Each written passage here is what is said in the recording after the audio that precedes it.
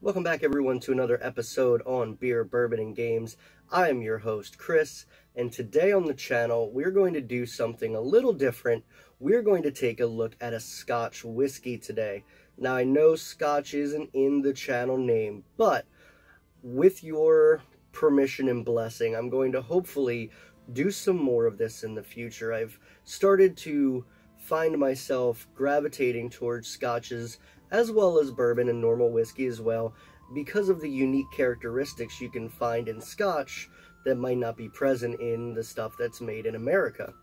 Now, today's offering, we are going to take a look at Laphroaig. This is one of 8 distilleries currently on the Isle of Islay, and they produce some really unique stuff. The reason they do is they have a very unique water system with a lot of peat, so it offers a lot of medicinal peatiness typically. There is some smokiness, and the way that they produce their Scotch makes a very unique product that's going to be unlike anything that American bourbon could ever be.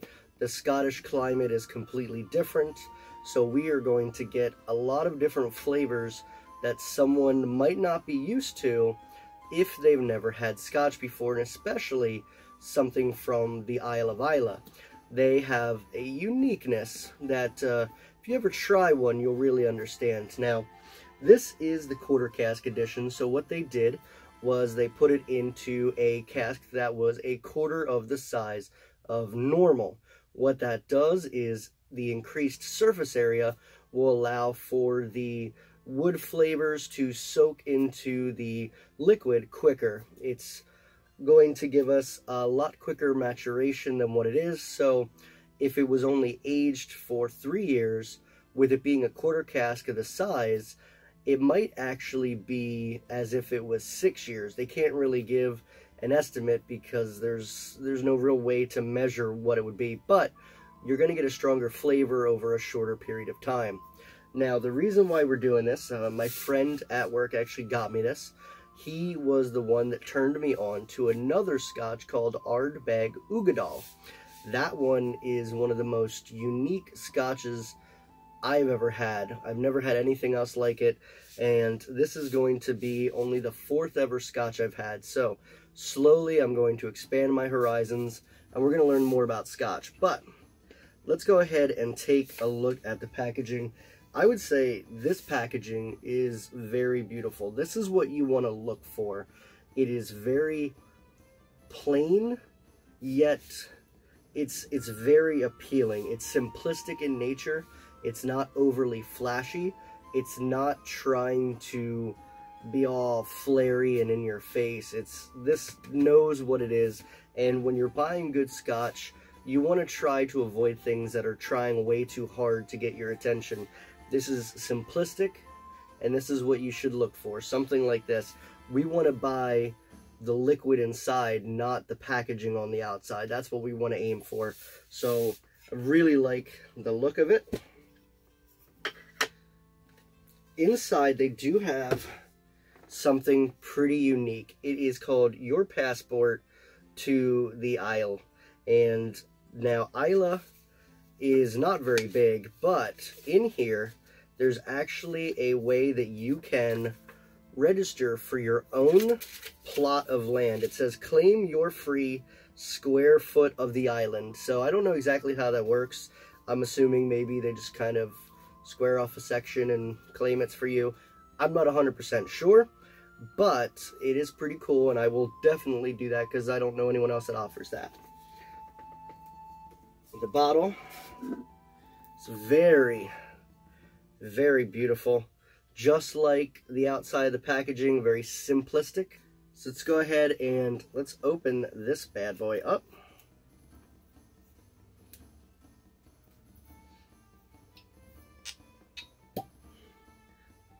We have a nice real cork.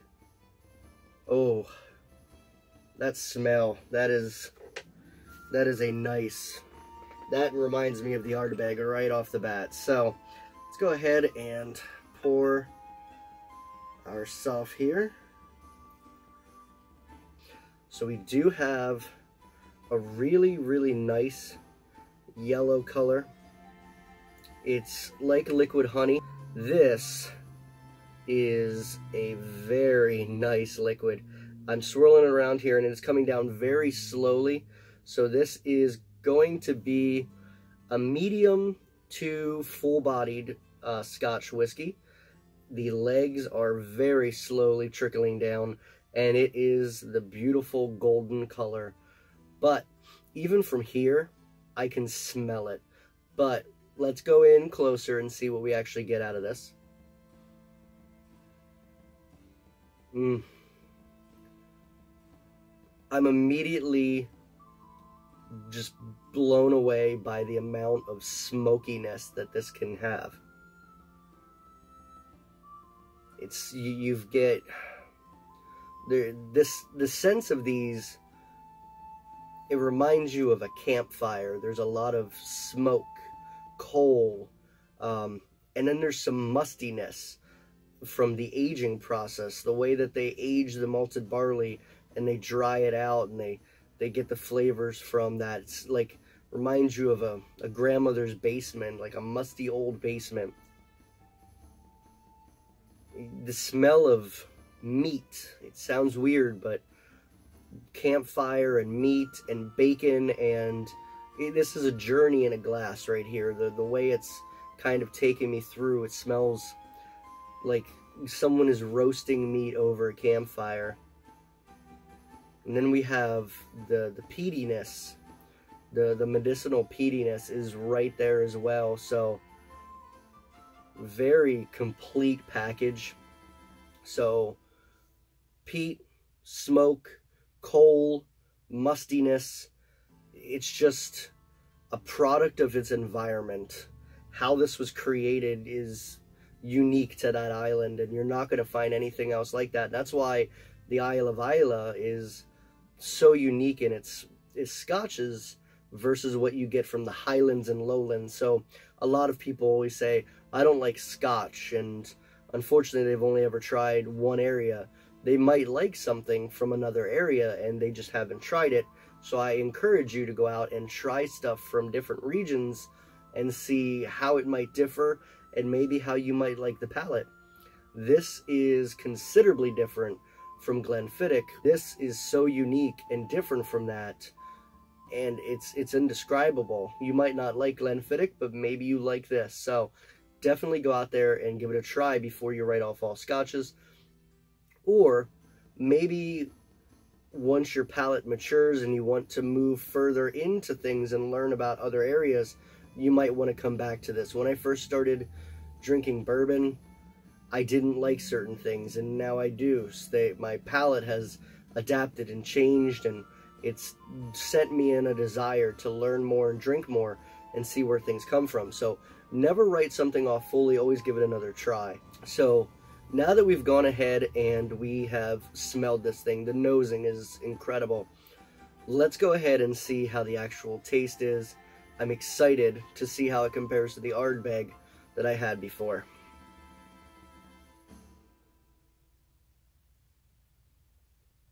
A little bit lighter than the Ardbeg. The Ardbeg was incredible. This one, very, very close. This is a very, very long mouthfeel right here. It is a very lingering flavor. It is long in its delivery. So definitely full-bodied. I was right on the swirling around. Full-bodied for sure. The peatiness, very, very present.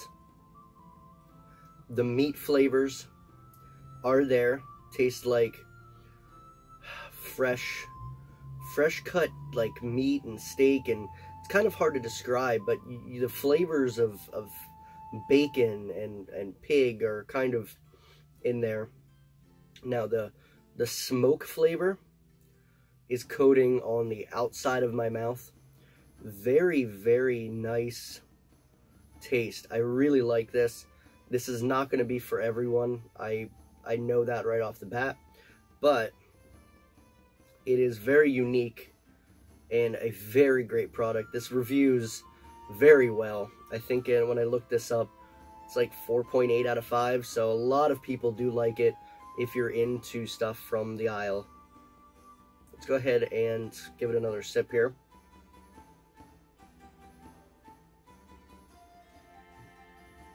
There's a dry bitterness that hit the top of my mouth there. It tasted like a smoky inside of a cask. The wood flavor was there. The damp basement was there. The peatiness is lingering in the roof of my mouth. It's a unique product. The flavor, I don't want to turn people off, but maybe of crispy seaweed. I don't do sushi, but it reminds me of the smell of seaweed, like cooked seaweed, or maybe some kale. I've smelled kale chips before, and it kind of reminds me of that smell that I had in my head of what that smelled like. So kale is in here. I don't think you'll need any water for this. It's not like a bourbon where there's a stark burn at the end or the beginning. This is just all about the flavors of the island in a glass right here. So that is why I enjoy this so much. It is about tradition. It's about the area of Scotland that this is produced in. It's so unique, and the way that they've been able to encapsulate that and put it into a glass is just fascinating to me. It's unlike anything that I've ever had before. Bourbon is incredible, and I love bourbon, but the uniqueness of Scotch from the different regions is something that bourbon doesn't seem to be able to replicate. We don't have the harsh weather patterns that Scotland does, and we don't have the islands and some of the things that they do, so we're never going to be able to recreate that.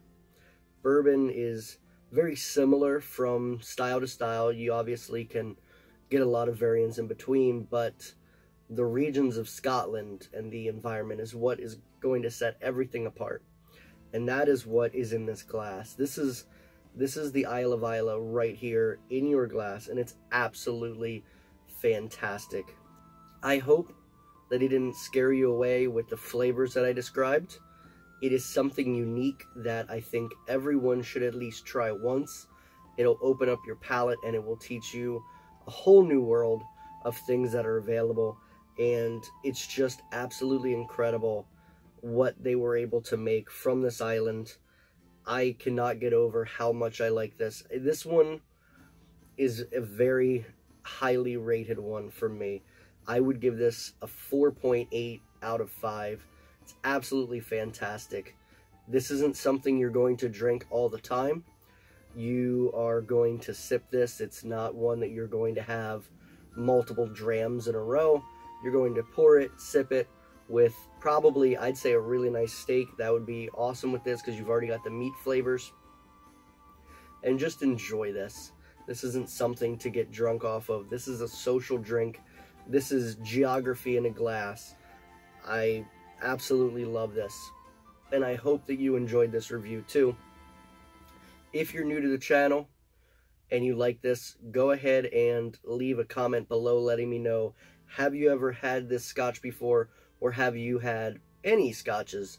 What's your favorite scotch? What have you tried? What haven't you liked about them? I look forward to hearing it because scotch is a very unique flavor profile. If you're also new to the channel, think about hitting that subscribe button. It does help me out overall, and you'll get notified when I put out new videos. Every Saturday is the typical upload schedule. I try to adhere to that unless something special comes up. I do appreciate all of you guys watching. If you do want to ever support the channel, I'll put a link to my Patreon down below in the description. You're more than welcome to go ahead and support the channel at any time. But, like always, guys, remember, this Scotch whiskey isn't going to drink itself. We're going to have to help it.